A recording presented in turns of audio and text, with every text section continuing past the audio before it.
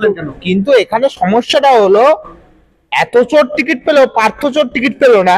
তার কারণটা পার্থ চোরের সাথে ভাইপোর একটু সমস্যা আছে তাই। এখন ভাইপোর যদি সর্বাঙ্গে গিয়ে তেল লাগিয়ে দিত পারতো, তাহলে পার্থও টিকিট পেতো। 26-এর ভোটে ইতিমধ্যেই আপনারা দেখতে পেয়েছি দামামা বেজে গেছে, কিন্তু দামামা প্রার্থী ঘোষণার পর থেকেই দেখা যাচ্ছে যে বিভিন্ন জায়গায় বিজেপি কর্মীরা দেওয়াল লিখতে গিয়ে বলুন না, প্রচার করতে গিয়ে মার খাচ্ছে। তাহলে কি হবে? শুরুতে যদি এইটা হয়, শেষটা কি হবে? দেখুন, এই রাজ্যে নির্বাচনের মানে রক্তের হোলি খেলা। আর ঠিক এই রাজ্যে যখন আবার বিধানসভা নির্বাচন ঘোষণা হয়েছে, সঙ্গে সঙ্গে তৃণমূলের দুষ্কৃতীরা জায়গায় জায়গায় বিজেপি কর্মীদেরকে আক্রান্ত করছে, বিজেপি কর্মীদের উপরে মারধর করছে, হামলা করছে, দেওয়াল দখল করছে, পুলিশ দিয়ে মিথ্যে কেস দিচ্ছে, যেটা প্রত্যেকবার করে। তবে আমি একটা কথাই বলবো, যতই করে হামলা, বিজেপি জিতবে বাংলা। যত হামলা করে করুক, কিন্তু দিনের শেষে আমরা বিজেপি এবার 2026-এর নির্বাচন জিতছি। কিন্তু মুখ্যমন্ত্রী যেটা বলছেন, মুখ্যমন্ত্রী প্রার্থী ঘোষণার দিনকে বলেছেন যতই আপনি বলছেন যতই করুন হামলা, আবার জিতবে বাংলা। সেটা যদি হয়, মুখ্যমন্ত্রী বিজেপি জিতবে বাংলা, সেটা যদি হয়, মুখ্যমন্ত্রী বলছেন যে 4ঠা মের পরে বিজেপি যারা করে তাদেরকে গায়ে লিখে ঘুরতে হবে যে আমরা বিজেপি করি না।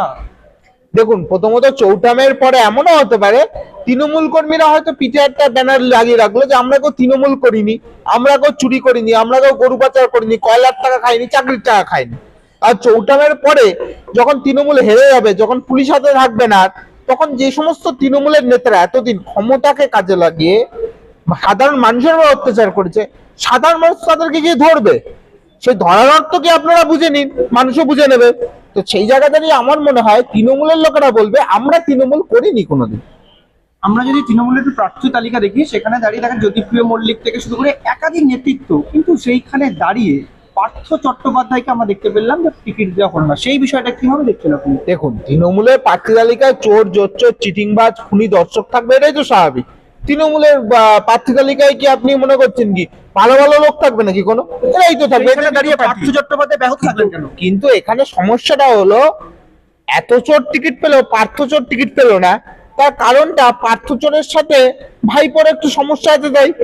এখন ভাইপোর যদি সর্বাঙ্গে গিয়ে তেল লাগিয়ে দিত পারতো, তাহলে পার্থও টিকিট পেত। তৃণমূলে যে যত বড় চোর সে তত বড় নেতা, কোনো অসুবিধা নেই। এখানেও কি পিসি ভাইপোর একটা লবি কাজ করছে? লবি তো অবশ্যই, শুধু পিসি ভাইপোর লবি কারণ সারা পশ্চিমবঙ্গে দেখুন তৃণমূলের মধ্যে এত গন্ডগোল, এত লোকের টিকিট কাটা গেছে, সবাই দাঁড়িয়ে আছে পাঁচিলের ওপরে, কিন্তু ওদেরকে তো কেউ নেবে না। বিজেপি তো নেবে না তৃণমূলের কাউকে, না নিলে সব দিন চলে আসতো টিকিট পেতে। মমতা বন্দ্যোপাধ্যায়, অভিষেক বন্দ্যোপাধ্যায় দেখা গেল প্রচারে বেরোচ্ছেন উত্তরবঙ্গ দিয়ে শুরু। কিভাবে দেখছেন বিষয়টা? কতটা ফলপ্রসূ হবে বলে মনে হচ্ছে এই প্রচার? না না, মমতা ব্যানার্জি, অভিষেক ব্যানার্জি উত্তরবঙ্গ কেন, মধ্যবঙ্গ হোক, ঝাড়খণ্ড হোক, তারপরে যেখানে যেখানে থেকে খুশি তারা প্রচার শুরু করে দিক।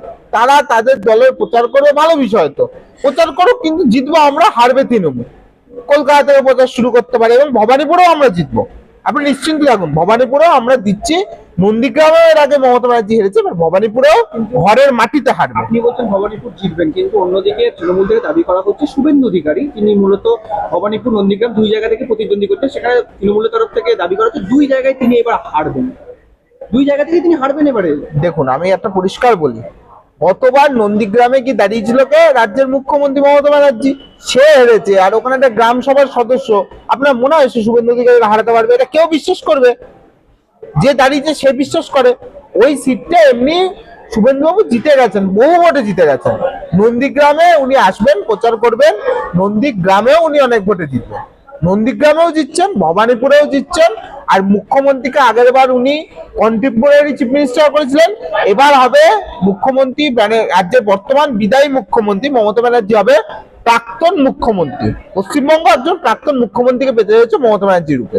ধন্যবাদ।